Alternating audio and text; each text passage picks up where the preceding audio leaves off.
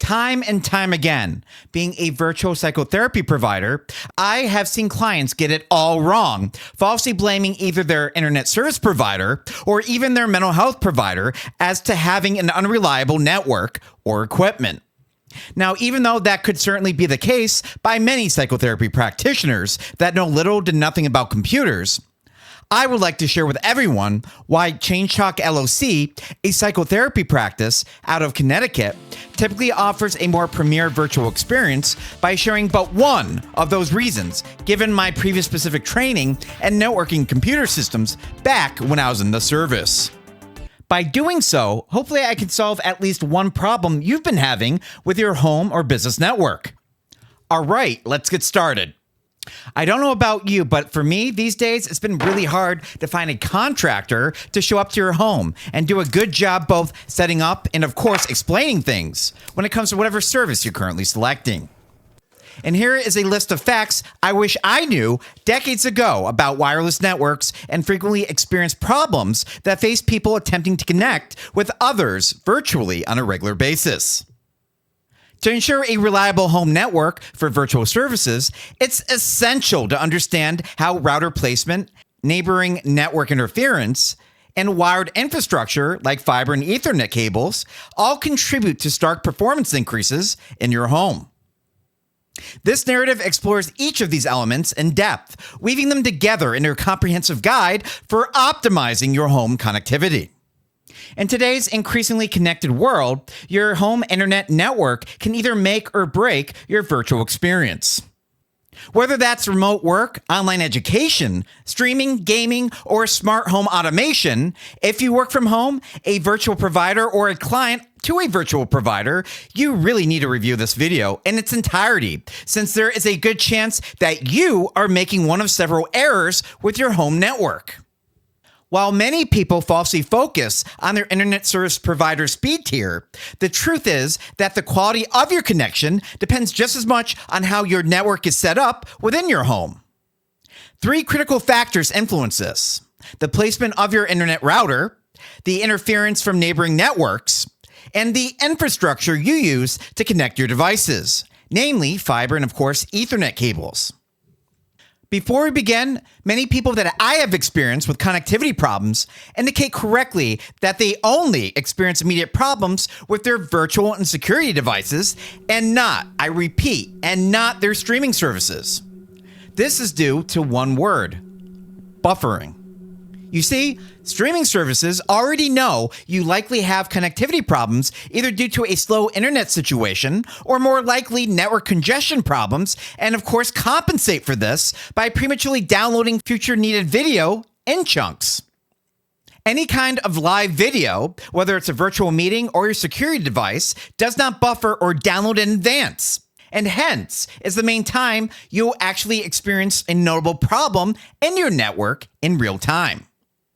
In your home network, there might be a few cell phones, smart devices, security systems, tablets, smart televisions, and the list goes on, surrounding devices that are constantly congesting your and even your neighbor's home network.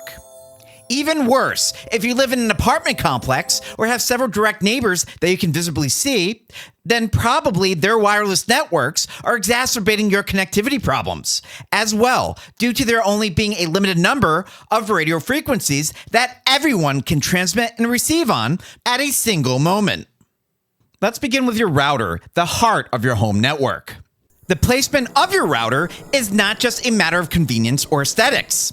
It's a strategic decision that directly affects your Wi-Fi signal strength, coverage, and reliability. Many technicians make the often intentional mistake by choosing the path of least resistance, placing routers in bedrooms and kitchens due to their ease of access. Many homeowners make the mistake of hiding their router in a cabinet, placing it on the floor, putting their router on a metal shelf, or even having their router in their basement with concrete walls and insulating earth, or tucking it away in a corner to reduce clutter. While these choices may improve the look of a room, they severely compromise the router's ability to broadcast signals effectively. Wi-Fi signals radiate outward in all directions, much like ripples in a pond, which is often referred to as a omnidirectional signal. If the router is placed in a corner or behind furniture, then those signals are absorbed or deflected, creating dead zones and also reducing your overall coverage. Chimneys or older plaster walls also make these wireless signals harder to pass through. The ideal location for a router is in a central elevated location that's about 6 feet in the air and in an open area of your home. This allows the signal to reach all corners of the house more evenly and not being blocked by furniture or metallic/reflective surfaces.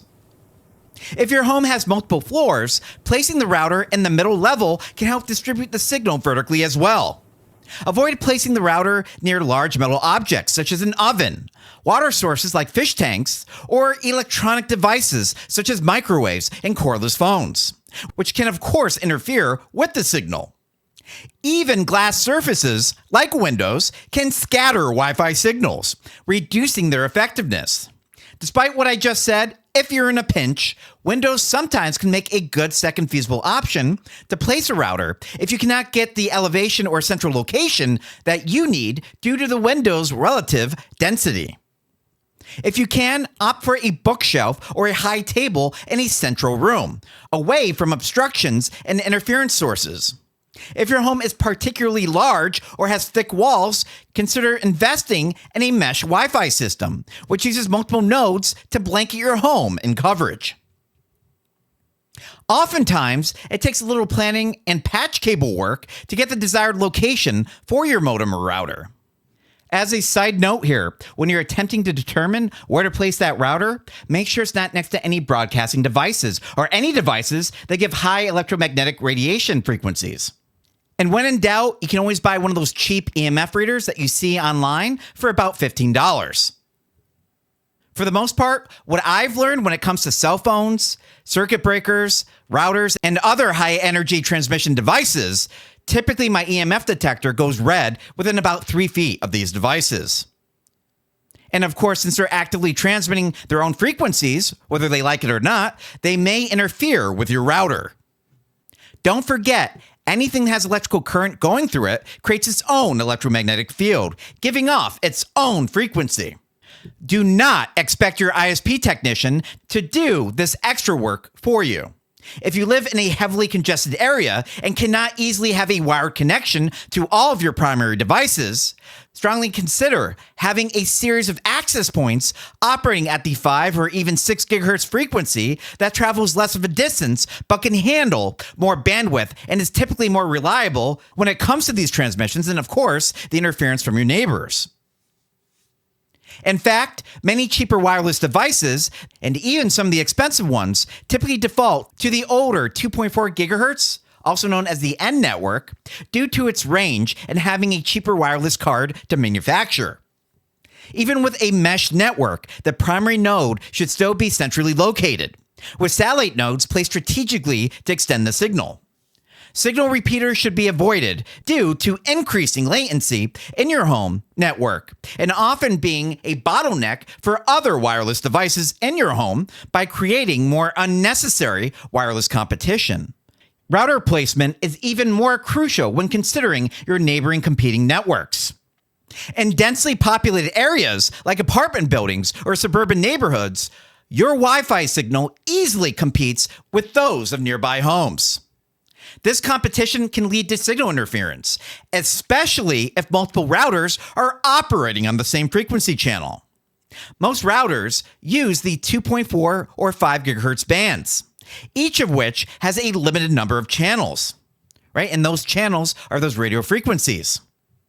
If several routers are using the same channel, the signals can overlap, causing congestion and reducing performance. Think of a data packet getting a red light, having to wait for the other data packets from your neighbors to get through before yours can actually make it. This is particularly problematic on the 2.4 gigahertz band, which has fewer non-overlapping channels and is more susceptible to interference from household devices. To mitigate this, modern routers often include automatic channel selection, which scans the environment and chooses the least congested channel. However, this feature isn't foolproof and often defaults to lower channels that your neighbors are also using. You can manually adjust your router's channel settings through its admin interface, selecting a channel that's less crowded if you have your own private router. ISP routers often limit these enhancements in order to prevent the user from really bricking their equipment, which means if you're allowed to with your current service provider, purchasing your own home router is an investment you should seriously consider. Tools like Wi-Fi analyzers can help you visualize the networks around you and identify the best channel to use. They're often free, but typically have a lot of bloatware. Additionally, using the 5 GHz band can reduce interference, as it has more channels and is less commonly used. However, 5 GHz signals don't travel as far or penetrate walls as effectively as the 2.4 GHz signals. So placement and proximity to devices remains important. The new 6 GHz band with Wi-Fi 6E or higher devices is a great option if you're in the same room as your router or access point. Just keep in mind, if you leave the room, the signal is often halved due to being such a high, weaker frequency. Beyond wireless considerations, the physical infrastructure of your network plays a crucial role in ensuring reliability, especially for bandwidth-intensive virtual services.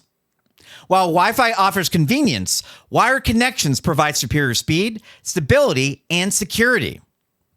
Two primary options for wired connectivity are fiber optic cables and Ethernet cables, each with its own advantages and considerations. And no, in a lot of ways, setting up your own fiber network really isn't that expensive. Fiber optic cables represent the pinnacle of internet infrastructure. They use light to transmit data, allowing for incredibly fast speeds and minimal latency and energy use. If your internet service provider offers fiber to home, you're in a prime position to build a high-performance network. Fiber connections can eventually support hundreds of gigabytes of speed and are ideal for households with multiple users and devices. One of the things I love about my fiber internet is that if I ever lose power, typically I still have access to my internet with, of course, a backup generator. Typically with coaxial cables, their signal must be amplified every few hundred feet. And of course, if they lose power, there's no amplification, meaning no internet. Well, fiber with their light, typically it's not a problem. And typically their servers have backup generators, meaning that if you lose power, typically with fiber, you have internet still, as long as your modem is powered and your router's in use. And of course, if you have access to fiber, ensure that your router and modem are compatible with the speeds offered. Some older equipment may bottleneck your connection, preventing you from fully utilizing its bandwidth. A good indication that your router and computer can handle a wired fiber connection is having an SFP Plus port with a multi-mode LC-OM5 fiber transceiver. If your computer is a homebrew, you can easily add a SFP Plus network card to your PCI Express port. Typically, you'll see these connections more and more on not only home routers, but also when it comes to computers that are being built presently. Ethernet cables, on the other hand, are the standard for internal wired connections within the home and have been that way for decades. Most devices with network cards typically still carry the standard. They are typically the same price as fiber due to manufacturing costs. Because don't forget, with fiber, we're talking about glass and plastic. When it comes to Ethernet cables, well, that's copper, which is typically a lot more expensive. But at the same time, since fiber is new, you're paying that novelty price. And as bandwidth increases past 40 gigabytes per second with Category 8 cables, their range or length that you can run these cables is decreasing significantly due to increases in overall frequency operation. They come in various categories, each supporting different speeds and bandwidths. Category 6 is really becoming the new standard for better performance, supporting up to 10 gigabytes per second over shorter distances and reduced crosstalk. Category 6A and Category 7 cables provide even higher speeds and shielding, but they are typically used in either professional or enterprise settings. For most homeowners, Category 7 strikes a good balance between performance and cost and does not have a significant range reduction like its newer Category 8 counterpart. As a friendly reminder for those of you that haven't figured it out, Ethernet cables are just phone lines and are quickly becoming obsolete. However, running Ethernet cables from your router to key devices, such as desktop computers, gaming consoles, smart TVs, and workstations, can dramatically improve your experience with virtual services. Wired connections eliminate the variability of Wi-Fi, providing consistent speeds and reducing latency. This is especially important for video conferencing, online gaming, and large file transfers. If running cables through walls or floors isn't feasible, consider using powerline adapters, or MOCA, or Multimedia over Coax Alliance technology, which transmits data over existing electrical or coaxial wiring. When setting up your wired network, pay attention to cable management and termination. Poorly crimped connections or damaged cables can lead to packet loss and connectivity issues. So in other words, typically your best bet would be to buy patch cables, or cables that typically have the leads already on the cable, right? That RJ45 connection. Just keep in mind that if you choose to do that, the holes going through your walls and floors must be a little bit bigger. Ethernet lines that cross or run parallel to electric cables in your walls can also create that unidentified network error indication on your computer. After all, the wires inside an Ethernet line are copper, just like your power cables, and of course want to carry that electricity from one line to the other, even with the minimal shielding on both. Use quality components and test each connection to ensure optimal performance. If you're building a new home or renovating, consider installing both an Ethernet and fiber LC keystone in each room, connected to a central patch cable. This future-proofs your home and allows for flexible network configurations. Regularly, update your router's firmware to benefit from performance improvements and security patches. If your router is more than 5 years old, seriously consider upgrading to a newer model that will support at least Wi-Fi 6 or higher. These standards offer faster speeds, better efficiency, and improved performance in crowded environments. Wi-Fi 6E adds support for that 6 GHz band, which is less congested and ideal for high bandwidth applications or devices that use a lot of data. Try to resist the urge to enable smart connections on your router that attempts to choose between 2.4, 5, and 6 GHz frequencies, or even all at once due to the aforementioned channel queue. That 2.4 should only be chosen for a device if absolutely necessary. For most homes, having a dedicated 5 GHz network is sufficient for most devices, and it will barely reach and be received by your neighbors.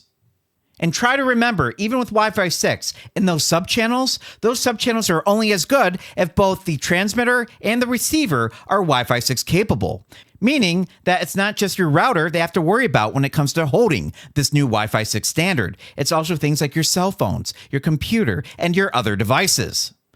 Currently, mostly computers and cell phones are the only ones to really use this technology, meaning that most of your other smart devices are still using the Wi-Fi 5 or earlier standard in order to reduce costs.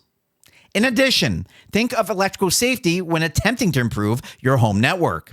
If you know nothing surrounding electrical safety or electromagnetic radiation, consider hiring a professional to come to your home and to assist you. Having a microwave transmitter, which is your router, near your head when you're sleeping or working can cause serious physical and mental health problems.